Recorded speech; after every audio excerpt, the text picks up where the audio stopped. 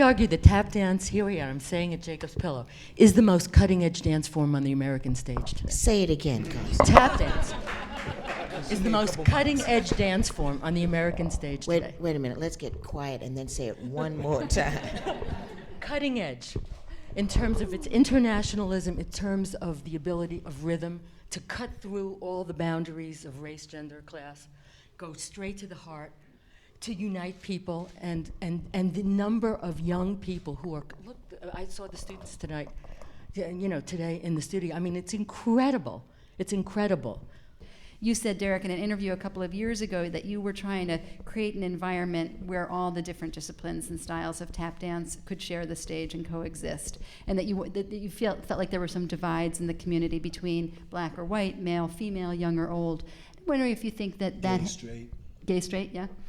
So is that the 21st century kind of conversation, how to include, tap dance is big enough for everybody? Yeah, I just think as tap dancers, we're a lot smarter. I think socially as Americans, we're a lot smarter, or at least more accepting, or more educated. And with that, we're after more. Our vision is broader.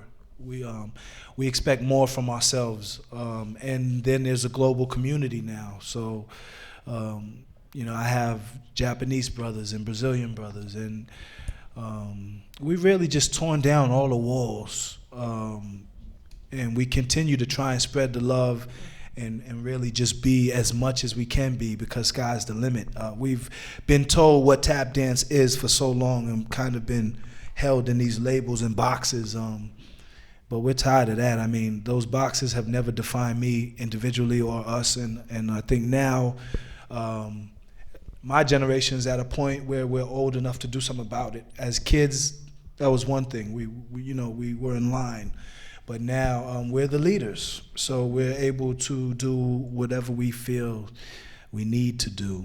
So we're trying to do it. Dianne, are you seeing that shift? Yes, I was sitting here saying, and we are so proud of them. So proud of them, because yes, they have emerged as the leaders in this form, and I have no doubt, just as I think I wrote something about that in the foreword, about what this generation will do and where they will take it. And I know that they appreciate Constance. I know that they do. So this book, we've talked about the book, and yeah, on page something, there may be something that we might say, well, I don't know, what do you think about that? It will pull us together to have those dialogues. We're not afraid of those conversations anymore. In the 80s, we couldn't even have those conversations. Even in the 90s, those conversations were still, nobody really wanted to talk. Nobody wanted to talk. But now, people are free to talk about those things. It's a different day. Kids, do you think it has something to do with it, that you're just trying to sort of hold on to the history as it was and to recuperate some of the elderly African-American gentlemen who had sort of fallen out of the public eye, and trying to just recuperate that history? Yeah. So you didn't want to challenge it well, too much? I think there was a part of that. I think that we were very protective about them, and also wanting to make sure that these dancers that we're referring to got their due, because they never did. So maybe things came across skewed, perhaps, in that sense. But we've never. I don't think anyone can question the fact that tap dance is a percussive dance, and it's one percussive dance. There are many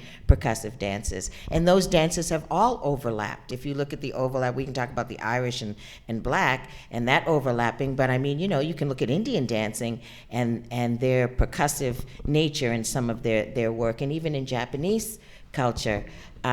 So that those rhythms came together long before the Blacks and the Irish met in New York City. Exactly. It's like, please, that was just so crazy. So to hear the history, we are all anxious to read this history and to know it. One thing I've realized about the books, particularly the tap books, is that this is Constance's book, and Rusty has a book, and Jane Goldberg recently wrote a book, and Brenda wrote a book, and everybody writes a book. So here's the deal. This is what I've learned from this.